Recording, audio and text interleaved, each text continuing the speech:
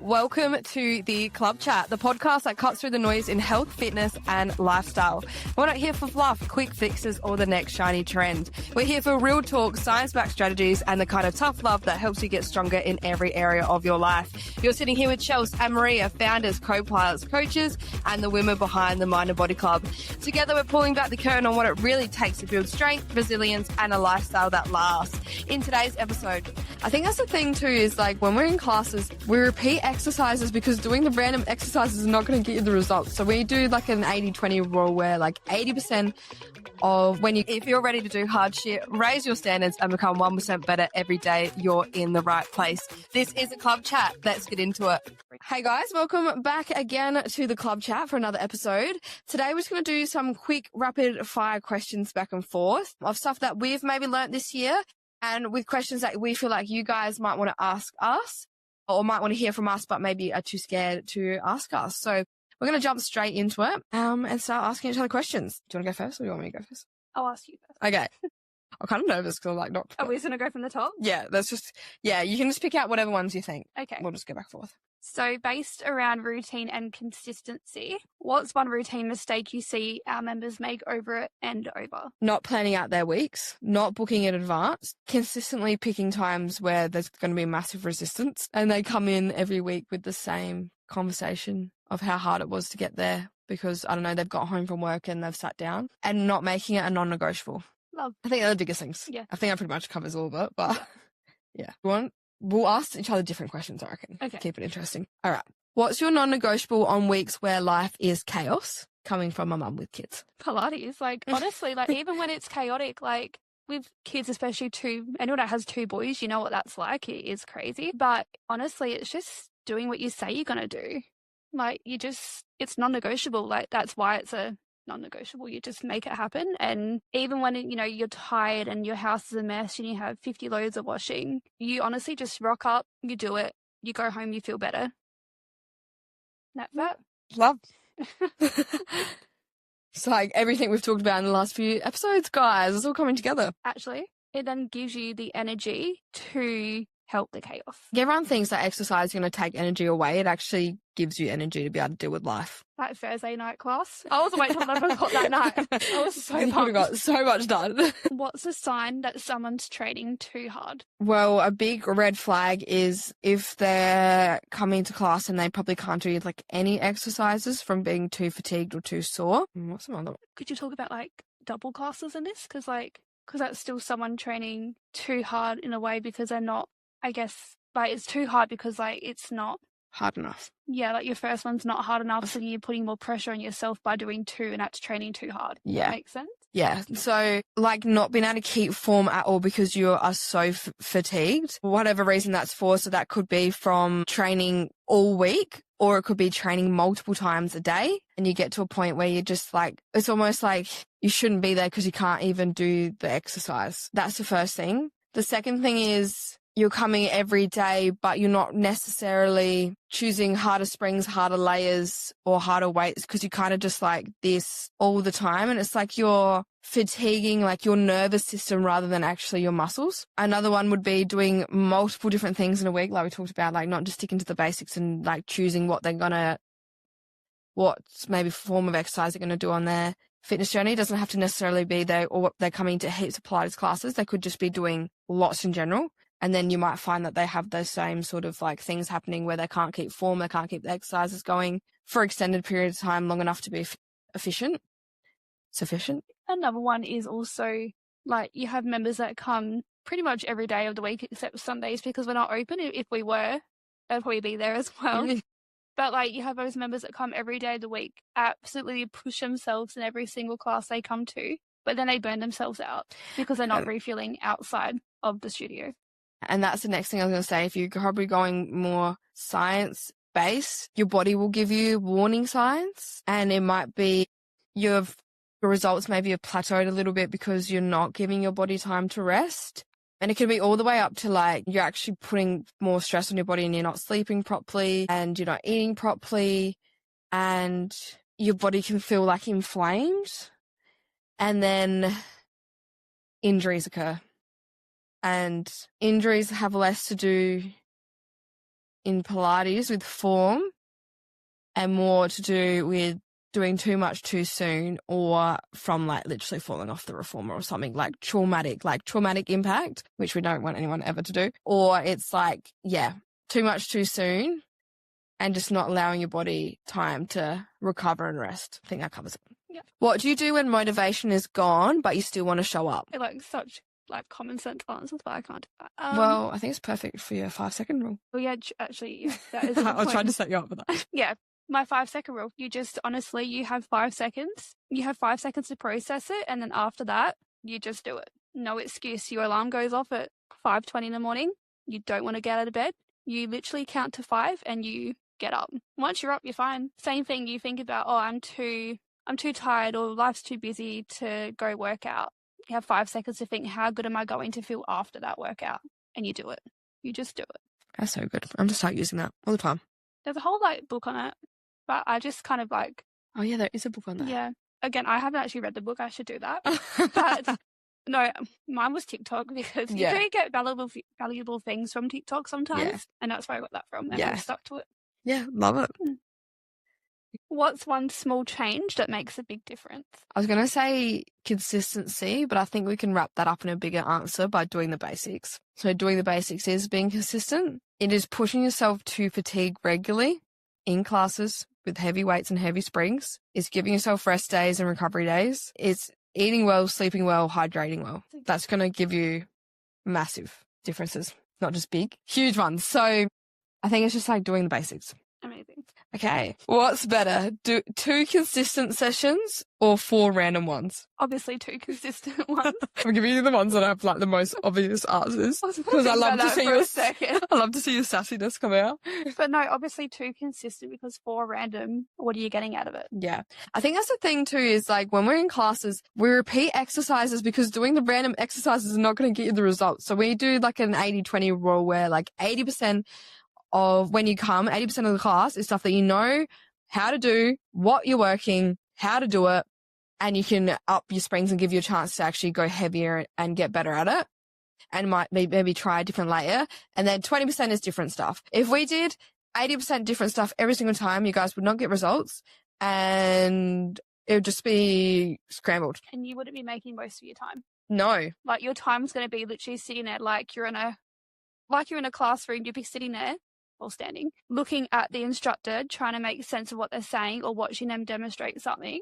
You're not getting the most out of your 45 minutes. And I think in the past when we have changed up a little bit and maybe before we did the 80-20 rule that we do now, where we have changed up a little bit, people have walked out feeling frustrated. So it is for your benefit because then you're not like, you don't have to have your listening skills on the whole time, like Maria said, and be confused and walk out frustrated because you felt like all you did the whole time was try and listen to confusing cues. And you can just get stuck into it and get the job done.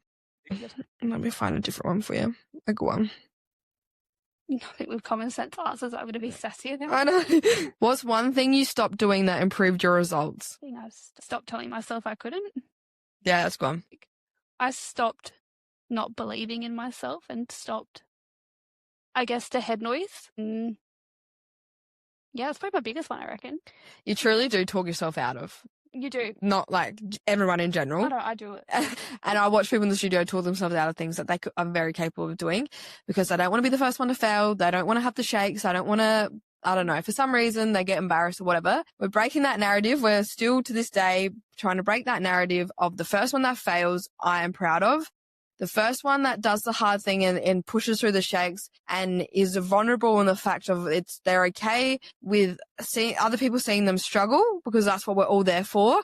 They're the ones in the room, to me, that get a gold star and I praise them up and I think you absolutely smashed it today. I hope you walk out feeling super proud. And I'm going to ask this question for you. But I feel like your mentality changed with doing hard things in the class. And I think the biggest thing that you stopped doing as well was double training. And you made the most out of the one class that you come to. Definitely. Yeah. That is true. Yeah. So instead of grabbing like the 4 kilo weights consistently over the week, you come to one class and grab the 7s. I'm up to 8 now. Yay! Good job. Love it. No, it's also the fact that knowing you can push yourself. Yeah. And like, I'd be the first one to admit I'd probably take more breaks than I probably need to because it's still that mental barrier. But breaks are a good thing. And us instructors are getting better at it too, calling out like when we know when something feels hard and then you try and make it feel easier. But like you can build so much self-confidence from staying in the hard. So if I give an example, we all know the static holds. So say you're in a squat, a static hold, and you put your elbows on your legs, you're doing that to make it easier. And we know that. Yeah. So it's like also, I think, checking with yourself of like, do I actually have to grab the foot bar or am I just doing it because I'm uncomfortable?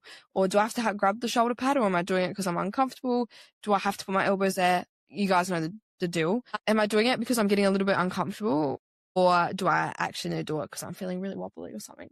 Or even if you are feeling wobbly, within a safe manner, can you go for a few and then when you do feel that little bit more off balance, then grab the foot bar? Like maybe not use it as like, oh, I'm off balance, so like I'll just use the foot bar the whole time. Like how can you change it up a little bit and at least try? Because the only way you get better at something is by doing it and trying. What should someone focus on before adding more workouts? Are you making the most out of your time? Are you coming consistently and using heavy springs, heavy weights, good form in the fact of you making it easier for yourself when you're in class? So like for a bicep curl, are you swinging your elbows so you get the momentum, or are you keeping it close to your body to make the most of your time? Are you putting your elbows down in a static hold? Are you doing those things? I think that's the first thing. Are you using heavy springs all the time and heavy weights? Everybody can at least do 5s. Yeah. So are you, challenging yourself with weights, and are you challenging yourself with springs, and are you challenging yourself with layers? Especially if you're coming 2 to 3 times a week, I'd be looking at that first before I'd add any other classes in so you don't fatigue yourself too much.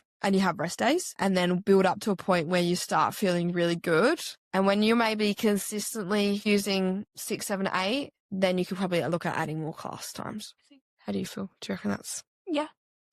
Okay. Good answer. All right. But especially like the regular members that come, like they're still, again, each to their own. I was one of them that didn't push myself, so I get it. I do get it.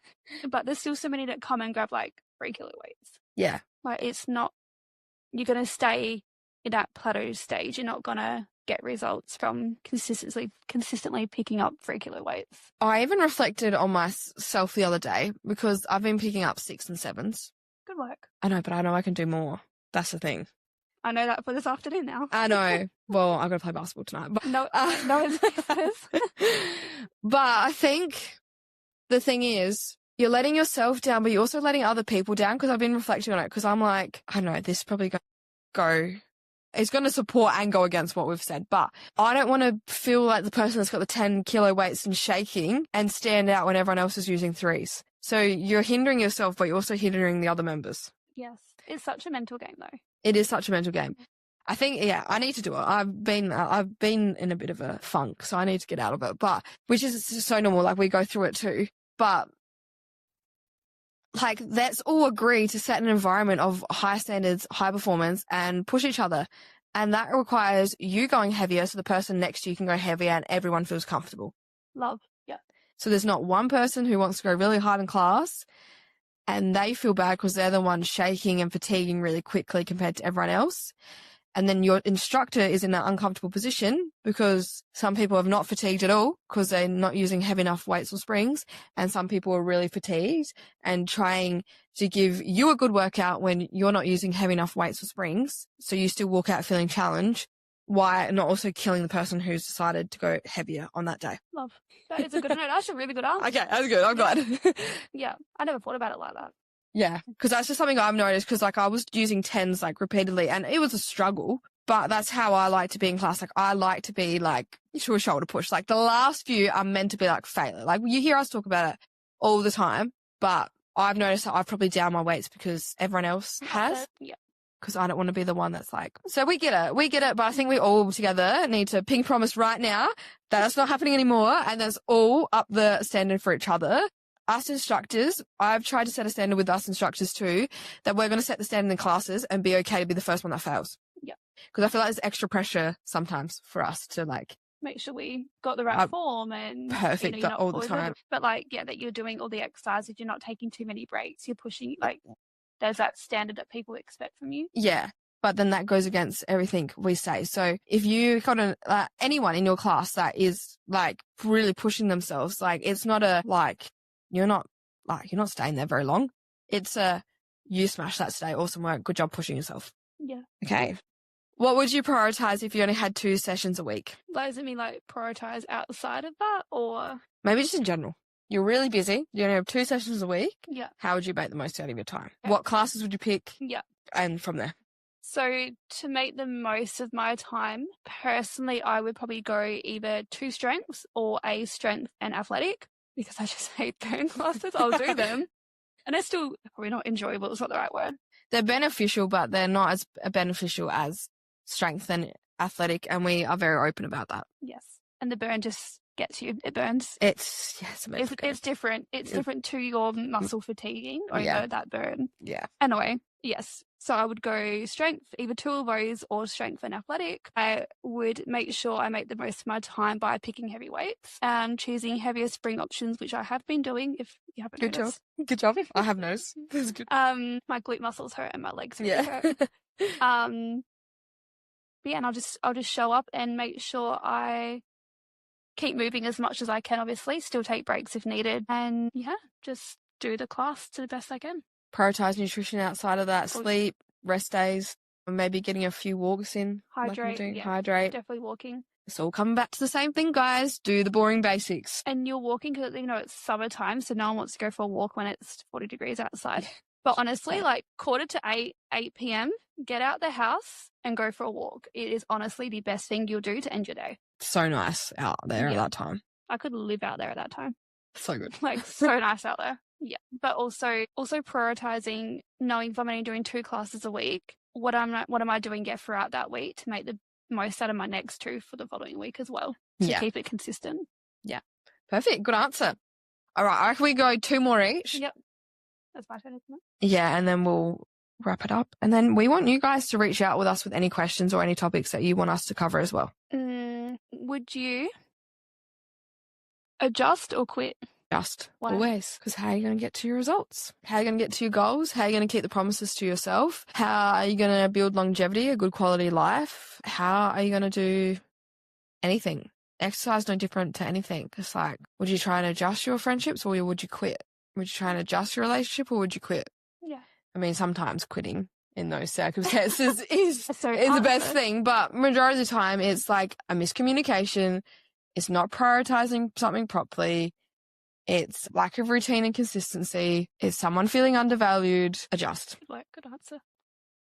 Okay. What would you tell someone who's scared to commit again that maybe doesn't necessarily come to the studio and is listening to this? I would say reach out for starters, whether that be calling us or texting. I know that probably texting's probably the most comfortable solution at the start because you don't obviously know someone. So reach out to us, tell us how you're feeling, tell us what you want, like what life looks like for you 6 months from now. Like, what are you actually wanting to get out of coming to move with us, and work with us on how we can make that work, not for you, but with you, because you're also going to want that as well. But also take that step because you'll be so glad you've done it. I want you guys to know that, like, we take so much pride and care in making sure that people get results. We literally care about every single one of our members. Every single one of our members, we know as much as they want to tell us about their lives, and we do genuinely care. We know when someone's missing. It's not like a really busy gym or everything where no one knows your name. Like, we care so much, and we care so much about getting people results. That's literally what we spend all day, every day doing. I think a lot of people think we teach early morning classes, we go home all day, and then we teach the night classes. But in that time, there's so much background work to always make our service better. And we pride ourselves on not scamming people. Like, our business functions on people getting results and people coming to classes. And that's all we care about. So don't just think you're going to be another number. Don't think that no one's going to care about you. Don't think you'll just sit in the background. I tell you right now, I think there's some people in the classes that probably want to sit in the background, and I'm like, hey, how are you? Yeah. And they're like, shut up and don't talk to me. Yeah. I just want to hide in the back. Just know we genuinely care. And like, when we organize like events and stuff, it's not like we're just organizing events for like a in group or anything like that. Like, when we organize a run club, I want every single freaking member there. And I know it doesn't happen sometimes, but next year, because we have the biggest numbers we've ever had. Yeah. We want the Christmas party. We wanted every freaking member to be at that Christmas party. We don't just do it just to do it or just to like for social media or anything like that. Like, we literally forgot to take content at the members day because we were just like in such deep personal conversations with people. We genuinely care and we will look after you. So if you've been burnt in other places, I want you to know that we pride ourselves on being different and we will do whatever we can to support you on your journey. But the first step starts with you stepping up and reaching out and telling us, being a little bit vulnerable with us so we can be vulnerable with you and we can tell you how you can get to where you want to be. Like we're doing in this, like we'll tell you our experiences as well and how we overcome not knowing where to start. Yeah. I even had a brutally honest conversation with someone this morning. And I've started I probably used to almost be too nice and talk around things. But this morning I call myself out and I'm I'm going to tell this person what I think. Yes. That they might not necessarily want to hear, but they need to hear. It was a lady and she travels to see us. And this morning, I love the motivation and I love it. She said, where's the best place to get a reformer from home so I can do this at home when I'm not here? And I said, do you want my honest answer or do you want my other answer? She goes, my fake answer. She's like, no, I want your honest answer. I said, every single person that I've talked to, all of us instructors have reformers at home and we do not use them. Mine's a dust collect. They turn into playgrounds, clothes racks, and they're very expensive for that. Yep. I'm telling you guys this now because I want you to know that we don't tell you what we think you want to hear. We will tell you the truth. So I think that's what is needed more in this world at the moment, is people that are actually going to tell you the truth and actually care enough for you to call you up and forward towards your goals. And at the end of the day, we come for accountability. Exactly. And that word, honestly. But back to the reformer as well. It's like when you tell yourself you're going to do a workout at home, let's be honest, you might do a workout, but it's not an actual workout. You're going to take breaks. As soon as something starts hurting, you're going to take breaks. You're going to stop. You're not going to push yourself to do more reps. You're not going to use heavy weights at home. You're just going to do, which is fine. You're still moving, but you're not going to get the full results from doing that. You do 20 minutes instead of 30 minutes. And unfortunately, we don't make the rules. Tough love coming again today, but you have to put in the work to get your to reach the results and the goals that you want to hit. Fine is not good enough. No, but it's close enough, good enough. It's not gonna get you to where you want to be. So if you're really dead serious about building muscle, getting stronger, improving your mobility, improving your longevity, you're sick of the rut you're in, you're sick of looking in the mirror and not recognizing yourself, you're sick of feeling weak and little, what else? Not confident, lacking self-worth, and you're ready for serious change, then reach out because we literally pride ourselves on creating really strong women, mentally and physically. And we'll give you the tough love that you need to hear, not necessarily want to hear. But we always do it with love. And we say that to our members all the time. They come in and go, I'm so sore. I'm like, yep, with love, but we're glad to hear that. You're meant to be sore. All right. Consistency or motivation? Consistency. Yeah. Had to think that out for a second. Yeah. Strong or sore? Strong. And it's important to note that you don't necessarily have to be sore from every single class to know that you're getting somewhere and getting results. Exactly. And everyone's bodies are different compared to how sore someone's going to feel or where they feel sore too as well. Yes. And if repeating exercises that you do regularly, you probably won't pull up a sore because your body will get used to it. It's not a good indication of a good quality workout. It's actually a good indication of poor recovery. And that's Chelsea with her science degree. Exercise science. It has the word science. Is that foundations or extremes? Foundations, always. And that can be, you do foundations even in an advanced class. Routine or flexibility? Routine, always. I like this last question. Hit me with it. More workouts or better recovery? Better recovery. We should have asked you guys. We should have given you a second to answer it in your head after all that to see if you anything that's sunk in next time. So anyway, hopefully you got a little bit from that. We thought just these chit chat conversations tend to just whatever flows out tends to be what people need to hear. Same thing, leave us a review, let us know you liked it, flick us a message, we love to hear it. Send it through your friends, tell them what they need to hear. Tell them to come join the club in 2026. We'll help you get to your results. No hard sell. We really just want everyone to get to where they want to be. And the world is a lot better place with a lot more stronger women in it. And yeah, see you, love you, bye. See you, love you, bye.